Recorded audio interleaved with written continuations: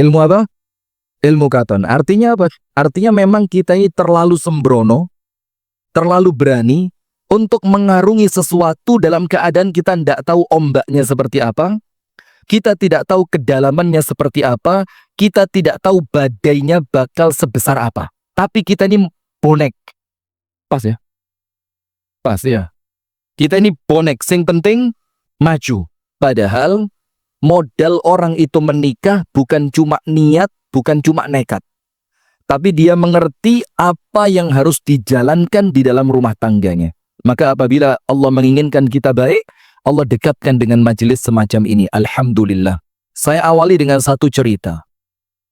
Cerita ini dari satu sahabat Nabi yang mulia yang bernama Abu Dzar Al-Ghifari radhiyallahu taala anhu. Abu Dzar Al-Ghifari ini banyak sekali dipuji oleh Nabi Muhammad, banyak. Karena kecintaan Nabi Muhammad kepada Abu Dzar.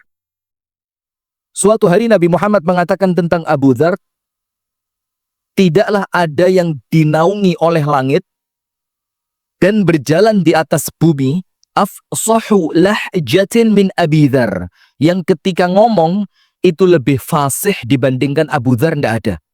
Di bawah langit, di atas bumi, tidak ada yang lebih fasih dibandingkan Abu Dzar Al-Ghifari. Dan Abu Dzar ini salah satu di antara sahabat Nabi yang menikahnya cukup telat. Menikahnya telat. Karena nikah itu bukan masalah cepat atau lambat, tapi nikah itu masalah siap. Masalah apa? Siap. Jadi, tidak ada aib kalau antum terlambat menikah karena memang antum merasa belum cukup ilmunya, belum cukup persiapannya, belum cukup kematangannya. Tidak apa-apa. Daripada antum zalim.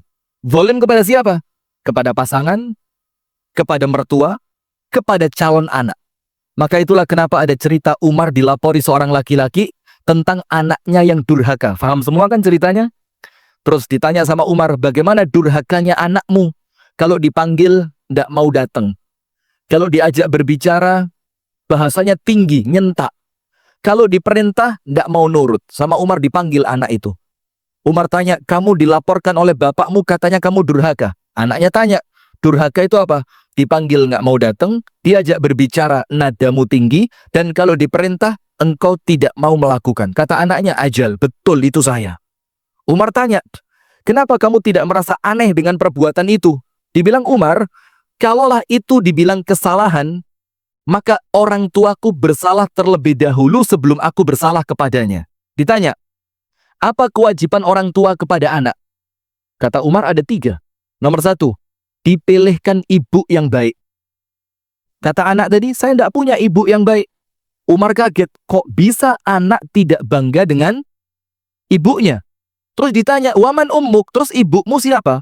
Dibilang sama anak tadi, ummi amatun saudaun fis suqi ishtaraha abi bithamanin bakhs thumma jama'aha wa waladatni. Ibuku ini budak perempuan dengan harga murah yang dibeli bapakku di pasar ketika bapakku butuh perempuan, digauli, hamil, lahir saya. Kata Umar, oh iya, pantas kamu seperti ini. Karena bapaknya tidak punya ilmu. Anaknya jadi korban. Coba kita jujur, Pak. Berapa banyak anak kita jadi korban gara-gara kita tidak ibadah? Berapa banyak anak kita jadi korban gara-gara kita tidak pernah datang ke majelis taklim? Berapa banyak anak kita jadi korban ketika kita tidak bisa baca Quran? Tapi sayangnya kita tidak merasa. Kita bilang, ya biasa, emang kenapa gitu loh. Padahal ini kesalahan besar. Yang kedua apa kata Umar? Diberi nama yang baik. Kata anak tadi, saya tidak punya nama yang baik. Umar tanya, wa masmuk? Jenengmu sopo? Dibilang, ismi Ju'al, jenengku Ju'al. Ju'al itu kalau bahasa Surabaya kecoa. Namanya anaknya siapa? Kecoa. Dan antum buka dalam kitab Ar-Rahiqul Makhtum, sejarah Nabi. Kenapa orang Arab itu ngasih nama anak-anaknya dengan nama binatang? Punya enggak teman Arab namanya Namir? Namanya Asad? Punya? Orang-orang Arab. Nama itu kan nama-nama binatang. Karena dalam sejarah orang Arab memberi nama anaknya untuk musuhnya. Jadi dia ngasih nama anaknya untuk siapa? Untuk musuhnya. Jadi kesannya ini anakku nanti yang akan membalaskan dendamku kepada musuhku. maka dikasih nama yang menyeramkan. Mungkin bapak ini musuhnya wedi kecoa. Akhirnya anaknya dikasih nama kecoa. Kata Umar, ya sudah bas, inti dua tidak dapat. Orang tuamu zalim. Yang ketiga apa? An yu'allimahul kitaba was sunnah. Diurui Quran dan sunnah. Diajari Islam, diajari ibadah, diajari sing genah. Kata anak tadi, abi masyghulun fis suq bi tijaratihi. Tidak bisa, bapakku sibuk meeting, bapakku sibuk teken MOU, bapakku sibuk nontrol proyek. Sampai tidak pernah ngajarin saya. Hati-hati loh Pak. Antum buka di buku pendidikan anak. Yang wajib ngajarin anak itu bukan guru tapi orang tua. Hati-hati. Itu kewajibannya siapa? Orang tua. Nah, sudah kata Umar, ya sudah. Kalau kamu yang tiga ini tidak dapat, ibumu tidak baik, namamu tidak baik, bapakmu tidak ngajarin kamu tentang Islam, maka kata Umar apa? Berarti kamu ini korban dari kebodohan bapakmu. Ganti bapaknya dipanggil, antum tahu diapain? Dicambuk sama Umar 8 kali cambukan. Gara-gara kebodohanmu, kamu menjadikan anakmu sebagai korban. Nah, ini ceritanya di zaman Umar. Di zaman Masjid Al-Ikhlas, ada apa enggak cerita begini? Jujur aja, enggak apa-apa. Enggak ada. Wah, Pak. Nah, repotnya di situ. Ada satu lagi cerita di zaman tabi'in. Di zaman apa? Tabi'in. Ada seorang bapak masuk ke rumahnya anaknya. Karena dia perpegangan dengan dalil anta wa maluka li abika. Kamu dan semua bondomu punya bapakmu. Maka antum kalau belajar ilmu fikih, dalam fikih itu kalau ada bapak membunuh anak, tidak dikisos. Mau dicoba? Ruwet ini ya. Tidak dikisos. Kenapa? Karena memang itu ada kepemilikan bapak di sana. Cukup di penjara. Nah sudah, maka bapak ini ngerti, oh ini rumah anakku berarti rumahku. Dia masuk ke rumah anaknya, tung. Wah, anaknya kaget, diuncali pakai batu besar. Pas kena di kepala bapaknya, gocer. Dalam keadaan penuh dengan darah, itu bapak lari ke mahkamah, ke pengadilan. Dilaporkan itu anak oleh bapaknya kepada qadhi. Dibilang, ma balud dam alladhi yajri fi wajhik. Ini urusan apa darahmu ini keluar? Kemudian bapaknya bilang, Romani waladi bil hajari hina dakhaltu baita. Anakku muncali sirahku dengan batu ketika saya masuk ke rumahnya. Kata qadhinya, ayo pasukan seret anaknya ke sini, seret anaknya ke pengadilan. Ketika anaknya datang, antum tahu yang pertama kali ditanyakan oleh qadhinya apa? Ditanya oleh hakimnya apa? Kenapa kok sampai bapaknya berdarah? Enggak. Pertanyaannya apa? A'allamaka abuka al-kitaba was sunnah. Apakah kamu pernah diajari Quran dan sunnah oleh bapakmu? Pernah enggak diajari Quran sunnah sama bapakmu? Anak tadi bilang, la walau harfan. Satu huruf pun tidak. Kata hakimnya apa? Ya sudah, anaknya boleh pulang. Terus bapaknya ngamuk. Lu ya apa hakim? Gocer lu ini. Apa urusannya ini? Kata hakimnya apa? Dhannaka thawran fadharada ra'sak. Tadi waktu kamu masuk ke rumah anakmu, kamu sama anakmu dikira banteng. Maka kamu dilempari pakai batu, anakmu ndak salah gara-gara kamu ndak pernah ngajarin dia. Coba kejadian ndak itu di rumah tangga kita? Anak kita teriak, anak kita di waktu sholat, wangel jak-jakane sholat. Istri kita ketika diingatkan untuk berpakaian yang rapi susah. Ketika diajak untuk bagaimana caranya keluar rumah tanpa parfum susah. Ketika diajak kalau keluar ndak usah menor-menor susah. Kenapa? Diawali dari rumah tangga yang tidak dibangun di atas ilmu. Hati-hati. Nah, ceritanya begini. Ketika Abu Dzar Al-Ghifari mau menikah, sudah telat, nikahnya telat. Apa yang terjadi? Maka Abu Dzar itu mengumpulkan teman-teman di rumahnya. Terus Abu Dzar mengatakan, uriduz zawaj. Wahai konco-konco. Surabaya panggilannya Cak gitu ya. Cak. Cak. Jangan diganti O, Cak. Cak. Ini konco-konco, saya mau nikah, kata Abu Dzar. Fabhathuli an dzati din. Carikan saya perempuan model sakarepmu. Sing penting ngerti agama. Lihat Pak, sekelas Abu Dzar masih merasa penting untuk mencari istri yang ngerti agama. Sekelas siapa ini? Abu Dzar. Karena Abu Dzar ngerti kehidupan rumah tangga itu tidak seindah bayangan drama Korea. Ibu-ibu, Bu, nonton drakor. Tobat. Bu, apa istilahnya drakor itu apa? Enggak, yang biasa episode pertama itu ada bahasanya itu apa? Jangan pura-pura enggak tahu loh, Ustaz. Enggak tahu ya. Nah, ini karena Abu Dzar ngerti rumah tangga itu tidak seindah sinetron. Maka Abu Dzar tahu gelombangnya bakal besar, ujiannya bakal banyak, kesabarannya pasti diuji, didik anaknya pasti berat. Maka Abu Dzar cari siapa yang meringankan itu untukku. Cari perempuan modele bebas, sing penting ngerti agomo. Kalau kita dibalik, agomone bebas, sing penting ayu. Ya, agomone bebas, yang penting soge. Mau dari mana baiknya rumah tangga kita ini? Wong rumah tangga dunia berapa lama sih paling? Ayo, berapa lama paling? Sementara itu kalau kita pindah ke akhirat untuk selama-lamanya. Saklawasi urip, tidak ada mati setelah itu. Sudah. Maka Abu Dzar bilang, carikan untukku seorang perempuan yang mengerti agama. Temennya ngetes, tidak serius. Ngomong apa? Ya Aba Dzarrin, innali amah sauda dzatudin. Abu Dzar, kalau omonganmu benar, saya punya. Kata temennya. Seorang budak perempuan berkulit hitam. Dan mohon maaf, kalau ngomong budak, jangan bayangkan perawan. Tidak ada. Tidak ada. Dan itu di zamannya bukan aib. Karena budak itu halal digauli oleh siapa?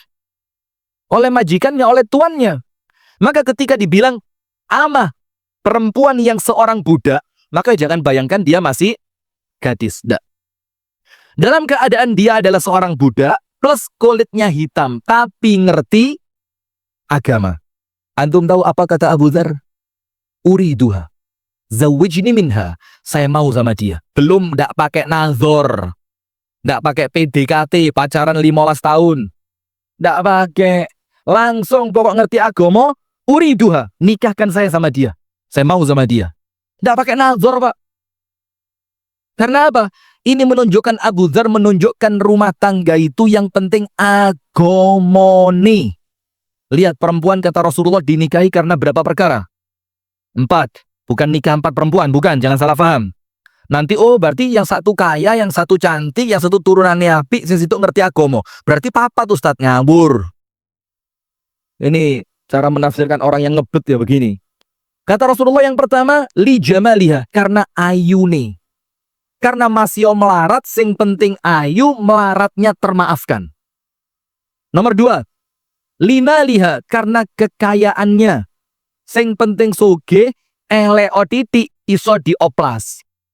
Kalau mereka yang tidak ngerti, suntik skincare, suntik pemutih, hidungnya dipasangi pipo, Pinocchio lah dia. Subhanallah. Yang ketiga, karena hasab. Hasab itu bukan nasab, beda. Kalau nasab itu bapaknya siapa, bapaknya bapak siapa, bapaknya bapak-bapak siapa. Itu nasab.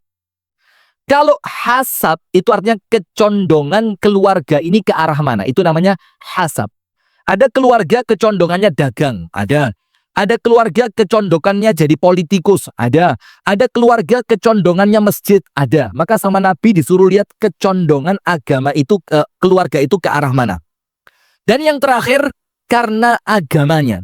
Dan untuk ngomong agama, Nabi Muhammad bilang apa? Fadhfar bidzatid din taribat siadak. Fadhfar, antum tahu arti bahasa Arabnya, arti tekstualnya. Kalau pilihlah, fakhtar. Itu pilihlah. Atau fab'ath, carilah. Tapi Nabi Muhammad mengatakan fadhfar. Dhofar itu artinya menang. Ketika Nabi Muhammad mengatakan fadhfar bidzatid din, artinya apa? Menangkan perempuan yang ngerti agama. Kenapa bahasanya menangkan? Seakan-akan perempuan yang ngerti agama itu diperebutkan banyak orang, dan kalau panjenengan yang dapat, maka panjenengan pemenangnya. Jadi dikira rebutan. Soge gak ngefek, Pak. Gak ngefek. Antum lihat berapa banyak artis-artis soge-soge. Yo selingkuh, yo cerai, yo KDRT. Na'udzubillah, a'azzanallahu wa iyyakum ajma'in. Dan Rasul mengatakan, pilih yang ngerti agama, maka tanganmu selamat. Tanganmu selamat artinya apa? Ringan tanggung jawabmu kelak di hadapan Allah. Untuk laki-laki, Rasulullah mengatakan, "Idza ja'akum man tardawna dinah wa khuluqah fazawwijuh." Kalau datang ke rumah kalian, seorang laki-laki niat ngelamar anak gadis kalian. Laki-laki itu agamane api. Agamane api artinya apa? Agamane api, rukun Islamnya bagus. Nggak pernah kelihatan ninggal sholat. Nggak pernah kelihatan ninggal poso. Itu cukup. Ojo terlalu teliti. Mau cari di mana Anda? Nggak ketemu malaikat di Surabaya, nggak ketemu. Yang penting ketok sholate genah, posone genah, ngaji yo iso. Wa khuluqah, dan baik akhlaknya. Apa standar baik akhlak itu apa? Tidak pernah kelihatan cacat secara budi pekerti. Gak tahu kekok mabuk di ngarepe wong akeh. Kalau sembunyi itu urusannya Allah ya, kita tidak perlu mengkorek sampai dalam. Tidak pernah kelihatan konangan berzina, tidak pernah kelihatan mencuri. Jadi tidak pernah kelihatan cacat secara moral. Apa kata Rasulullah kalau datang laki-laki semacam itu? Fazawiju. PN dadi mantumu aja ditolak. Kalau tidak diterima, takun fitnatun fil ardi wa fasadun kabir. Kalau laki-laki baik tidak diterima dadi mantu, efeknya berat. Akan terjadi fitnah di muka bumi, kerusakan. Akan terjadi fitnah di muka bumi dan kerusakan yang besar. Saya mau tanya, apa urusannya wong lanang api gak dipek mantu kok urusannya berlanjut sampai fitnah dan rusaknya bumi? Kenapa? Karena al-irqa dassas, getih gak iso diapusi. Iki anake sopo, turunane sopo, bapak api opo elek, mesti kelihatan dari siapa? Anaknya. Maka kalau ada anak mbuwetik, wangel dituturi, panjenengan tanya, anaknya sapa sih? Nyebut satu nama. Oh alah yo pantes. Pernah begitu ndak? Anaknya sapa sih iki? Disebut nama ibunya. Oh alah yo gak salah lek anake wong iku, ya ndak? Nah, maka kalau sampai orang baik ndak diterima, keturunan baik itu akan hilang. Nah, sudah. Maka Abu Dzar milih perempuan tadi. Welek a'azzanallahu wa iyyakum, bukan berarti kita meremehkan sahabat. Tapi kemudian kita mau menceritakan seperti apa kisahnya di zaman itu. Sudah. Teman-temannya kaget. Loh, hada jid wala hazal. Iki serius apa guyon Abu Dzar ini? Ternyata Abu Dzar serius. Tidak lama setelah hari itu nikah Abu Dzar dengan budak perempuan hitam tadi. Apa yang terjadi? Setelah jalan setahun, jalan 2 tahun, teman yang kemarin mengusulkan perempuan itu untuk dinikahi oleh Abu Dzar balik ke rumahnya Abu Dzar, geruduk balik. Mertamu itu bahasa Inggrisnya apa ya? Visiting. Your English is bad, my English is great. Kampung Inggris ini. Nah, sudah datang teman-temannya, tanya sama Abu Dzar, basa-basi, bagaimana kabarmu, bagaimana istrimu, bagaimana anakmu, segala macam. Ditambahi sama temennya, ya Aba Dzarrin, ama turidul hasna, gak kepingin ta rabi mbek wong wedok sing unyu-unyu gitu. Sing rodok pantes didelok, sing rodok ayu, kulite apik, wajahnya bersih, orangnya cantik, gak kepingin ta? Abu Dzar langsung nyekat. Skat, mat. Skak, mat. Apa kata Abu Dzar? Saya tahu maksud kalian ini. Kalian mencela istri saya karena paras wajah dan tubuhnya. Terus Abu Dzar bilang apa? Hiya allati tuqidhuni idza nimt. Kamu tahu siapa istri saya itu, kata Abu Dzar? Jangan lihat wajahnya, tapi lihat sifatnya. Dia itu perempuan yang membangunkan aku ketika aku telat untuk sholat tahajud. Nomor 1. Hiya allati tuqidhuni idza nimt. Dia yang membangunkan saya untuk sholat malam ketika saya ketiduran. Yang bangunin siapa? Istrinya. Panjenengan dibangunin siapa? Alarm muni di snooze, mundur 15 menit sampai adzan subuh ya. Mundur, tunda. Ini yang ketawa pengalaman kabeh ini ketoro. Alarm wis muni ditunda 10 menit, 15 menit. Subhanallah, la haula wala quwwata illa billah. Nomor 1. Hiya allati tuqidhuni idza nimt. Dia yang membangunkan saya ketika saya tidur untuk tahajud. Nomor 2. Wa hiya allati tushajji'uni idza kasult. Itu perempuan yang nyemangati saya kalau saya lagi malas. Kita enggak, kita sebaliknya ngelihat istri langsung moodnya hilang. Males lapo-lapo ya. Ini perempuan yang kalian hina. Ini perempuan yang senantiasa menyemangati aku, membangkitkan semangatku, meningkatkan kemauanku untuk ibadah ketika aku sedang malas. Nomor 2. Nomor 3. Wahiyallati tudzakkiruni idza nasit. Dan itu perempuan dengan agamanya, dia yang mengingatkan aku ketika aku sedang lupa. Terus ditutup sama Abu Dzar apa? Wa idza ra'aitumuha hina adkhalaha Allahu al-jannata la nadimtum annakum ma akhadtumuha. Kata Abu Dzar, saya tahu ini. Nanti kalau kalian lihat kecantikan istri saya yang kalian cela sekarang, ketika Allah masukkan dia ke dalam surga, maka kalian akan menyesal kenapa dulu bukan kalian yang menikahi dia. Coba ini sekelas Abu Dzar. Nah, bagaimana dengan abu-abu ini? Itu nomor 1. Itu kisahnya siapa? Abu Dzar. Antum tahu Imam Ahmad bin Hanbal? Abu Abdillah Ahmad ibnu Hanbal rahimahullahu ta'ala, nikahnya umur 50. Nggak pakai ditanya kapan nikah. Nggak pakai. Dan kalaupun ditanya mungkin Imam Ahmad gak baperan ya. Umur 50 baru nikah. Orang tuanya sudah meninggal. Abahnya meninggal, umiknya meninggal. Maka datang ke bibinya. Terus Imam Ahmad ini ngomong sama bibinya. Ya khala uridu zawaj. Wahai bibiku, saya mulai tertarik nikah. Coba carikan untuk saya. Berangkat bibinya ke rumah salah satu orang. Yang di dalam rumah itu ada 2 gadis perempuan. Di rumah tadi ada 2. Ketika bibinya masuk, ditanya sama ahlul bait. Madza turidin? Apa yang kamu inginkan? Dibilang apa? Akhtub li ibni akhi Ahmad ibni Hanbal. Saya melamarkan untuk ponakan saya yang namanya Ahmad bin Hanbal. Saya mau lihat 2 putri kamu. Namanya dilamar Imam Ahmad. Dan Imam Ahmad ketika mau nikah sudah menjadi ulama yang terkemuka di zamannya. Maka pintu manapun yang diketuk tidak akan ditolak. Itu loh Pak, lek rabi Pak. Sing pantes. Sing keren, aja rabi dingkluk. Mau ngapain? Ngapain ya?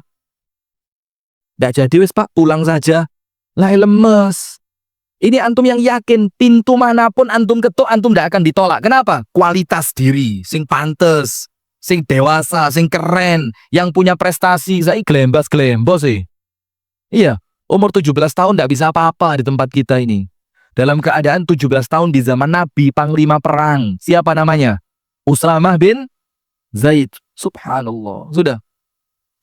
Maka keluar 2 perempuan tadi. Karena mau ditunjukkan kepada siapa? Kepada bibinya Imam Ahmad bin Hanbal. Siapa tahu salah satunya dipilih. Sudah, dilihat yang satu cantik, jelita, gak nyacat blas. Kalau bahasa orang Surabaya, nyacat kualat. Mulai rambut, wajah, kulit, tinggi badan, semuanya perfect. Wayu pol. Tapi agamanya kurang. Nomor 2. Biasa banget. Kalau tidak boleh dibilang jelek. Biasa banget. Tapi agamanya cakep. Sudah? Pulang bibinya Imam Ahmad. Ketemu sama Imam Ahmad. Ya Ahmad ibn Hanbal. Wahai ponaanku Ahmad bin Hanbal. Ada 2 di rumah tadi. Tak cerita nih. Nomor 1. Wayu pol. Kalau kita Pak krungu Pak. Yo sikuai. Lo nomor 2 durung krungu. Sikuai. Kakak-kakean. Nomor 1 apa? Cantik jelita. Top. Diceritakan. Tapi indaha naqisun fiddin. Tapi dia itu agamanya kurang.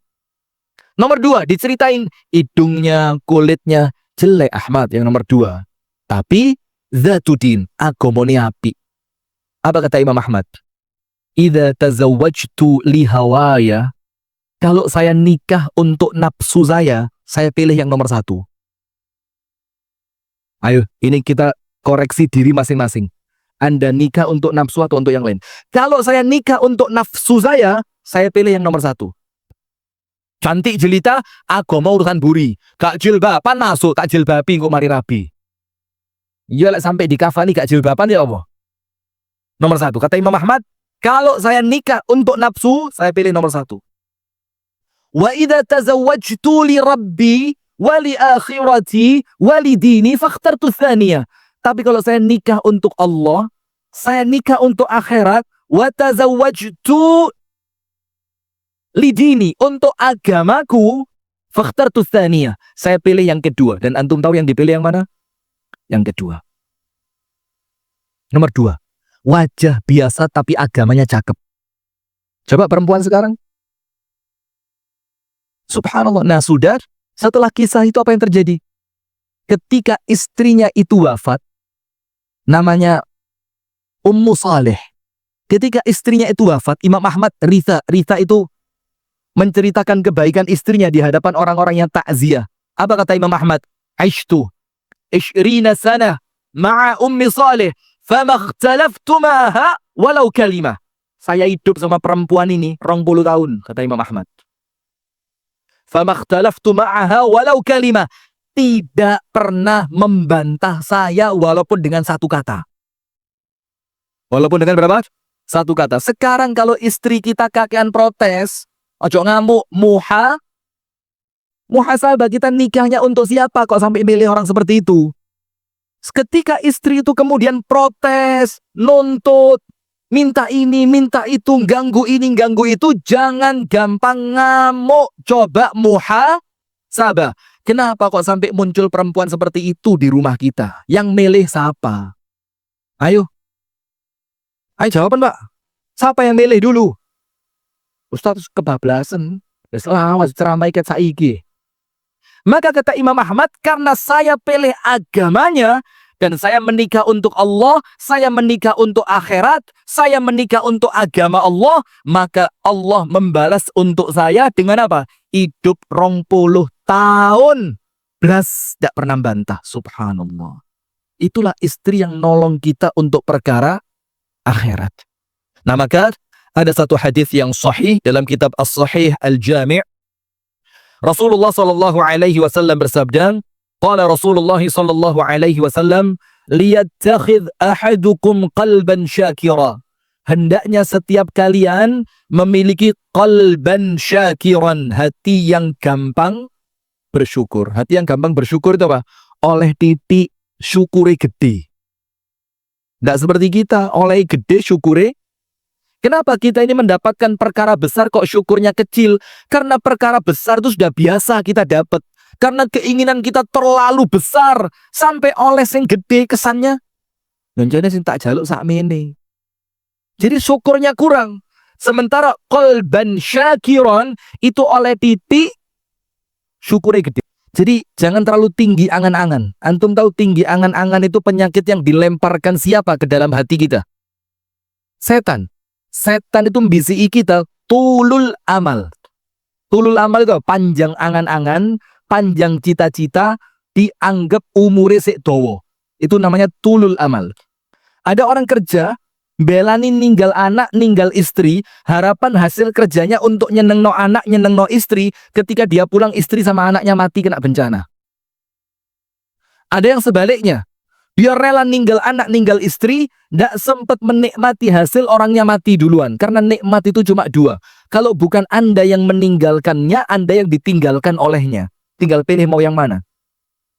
Nah sudah, maka oleh Rasulullah diingetin, wis talah, goleo ati sing gampang syukur. Oleh titik wis seneng. Sing penting cukup wis api. Yang kedua, walisanan dzakiran. Dan hendaknya kalian memiliki lisan yang apa? Enteng zikir. Lisan ini penting. Dan ini mempengaruhi kesolihan anak. Maka disebutkan dalam ayat Quran, Anda nanti buka surat An-Nisa ayat 9. Dikatakan di sana apa? Hendaknya merasa takut orang-orang yang meninggalkan di belakang mereka generasi yang lemah. Lemah iman, lemah fisik, lemah finansial.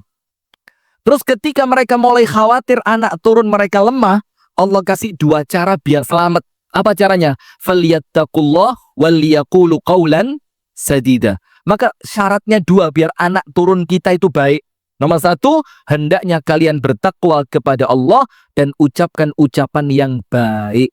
Jadi ucapan yang baik ataupun zikir itu mempengaruhi kesolihan anak kita, mempengaruhi kebaikan rumah tangga kita. Maka sama Nabi dicampur 3 ini. Nomor 1, hatinya gampang bersyukur. Nggak harus punya rumah yang besar, nggak harus punya mobil yang mewah, nggak harus makanannya tiap hari lezat, nggak harus rekreasi sampai ke KL. Cukup diajak nang Masjid Al-Ikhlas tok seneng. Masya Allah. Antum kalau punya istri kayak gitu Pak, Masya Allah Pak, pengiritan Pak. Sudah. Yang kedua, walisanan dzakiran, hati yang bersyukur, lisan yang berzikir. Yang terakhir apa? Wa zaujatan mu'minatan tu'inuhu ala amril akhirah. Disuruh nyari istri beriman, bukan nolong jualan online. Bukan nolong buka online shop. Tapi apa? Tu'inuhu ala amril akhirah, yang nolong kamu sebagai suami untuk urusan akhirat. Itu yang sama Rasul disuruh 3 ini loh. Hatinya bersyukur, lisannya berzikir, istrinya nulungi akhirat. Seperti istrinya siapa tadi? Abu Dzar. Gugah lek keturun, ngiling nolek pas lali, nyemangati lek pas males. Itu yang sama Nabi disuruh. Maka antum tahu istrinya para salaf zaman dulu, generasi sahabat, tabi'in, tabi'ut tabi'in. Kalau suami mau berangkat kerja, istri itu nganter sampai pintu rumah, betul tidak? Bukan suaminya mau berangkat kerja, istrinya masih tidur. Ini ditalkin menisan lah wis. Bisa ada kuping la ilaha illallah. Ini tidurnya sudah seperti orang. Sudah diantar sampai pintu. Kemudian di depan pintu suaminya dibisiki, Mas, cari yang halal Mas. Carilah yang halal. Kalau dapat, alhamdulillah. Kalau enggak dapat, enggak apa-apa Mas. Saya bisa enggak makan sama anak-anak sehari enggak apa-apa. 2 hari kuat. 3 hari masih kuat Mas kalau sampean enggak dapat uang halal Mas. Tapi kalau sampean bawa pulang harta yang haram Mas, saya enggak kuat masuk neraka walaupun sebentar Mas. Ojo Mas, lihat. Jadi kalau suami mau berangkat kerja, istrinya ngomong begitu Pak, enggak ada cerita ngoplos Pertamax dengan Pertalite, enggak ada Pak. Enggak ada cerita itu, enggak ono. Enggak ada cerita sampai nyolong tambang timah sampai 300 triliun lebih. Saking besarnya 300 triliun, Pak. Kalau sekarang ada cerita korupsi 2M, kita ngomong cili eram. Gara-gara dikejutkan dengan apa? 300 T. Itu duit apa kresek, apa kertas, apa koran itu. Bayangin 300 T loh, Pak. Nggak bisa bayangin. Ada dingklu, nggak bisa bayangin Anda. Duit gede ini. Maka terkadang orang itu terobsesi untuk cari yang haram. Terkadang dorongannya siapa? Nah, terkadang. Jangan keras-keras Pak, ngamuk nanti Pak. Itu minuman botol bisa lempar ke depan itu. Bisa demo pas Israel Palestina itu. Nah sudah, kemudian apa? Dia bilang, kalau ndak dapat pun ndak apa-apa. Aku tak sabar, aku iso poso. Dan kemudian yang berikutnya apa jemaah? Ketika si suami itu betul-betul ndak dapat, yo diamalkan apa yang dia ucapkan tadi. Ketika suaminya tidak dapat uang dan keadaan pulang kesel, yo gak dilokno store. Kau no mulai. Kau cari ini nang makmu, ndak pakai begitu. Tetap konsisten dia. Ndak apa-apa Mas, masuk dipijeti. Dibuatkan minuman, kalau ada sisa makanan diambilkan untuk bisa dimakan malam itu istri yang nolong akhirat. Ibunda Khadijah, tahu Ibunda Khadijah? Ibunda Khadijah itu ketika dinikahi oleh Nabi Muhammad, itu sempat, a'azanallahu wa iyyakum, ini bukan dalam rangka menghina ya, itu sempat dipakai rebutan oleh pembesar Quraisy. Karena Ibunda Khadijah itu betul umurnya 40, cantiknya Masya Allah, akhlaknya Masya Allah, kewibawaannya Masya Allah, dan uangnya Masya Allah. Lengkap, mau cari apa lagi? Cantik, akhlak baik, kaya, cerdas, pedagang sukses. Nikah sama Nabi. Setelah nikah sama Nabi, berhenti dagangnya. Antum cek dalam kitab sejarah manapun. Tidak ada Ibunda Khadijah melanjutkan perdagangan setelah dinikahi Nabi. Tidak ada. Tidak ada. Apa yang dilakukan? Mengabdi untuk suami. Sampai ketika Ibunda Khadijah meninggal, hartanya habis. Antum tahu harta itu habisnya kemana? Untuk dakwahnya Nabi. Subhanallah. Ini loh. Masuk surga bareng-bareng itu ketika ketemu pasangan yang model begini. Bukan pasangan yang, apa tadi namanya tadi? Yang lagi rame itu? Velocity. Ini narik nang neraka kayak Velocity ini. Lawang suami kerja, istri ngarepe TikTok. Apa?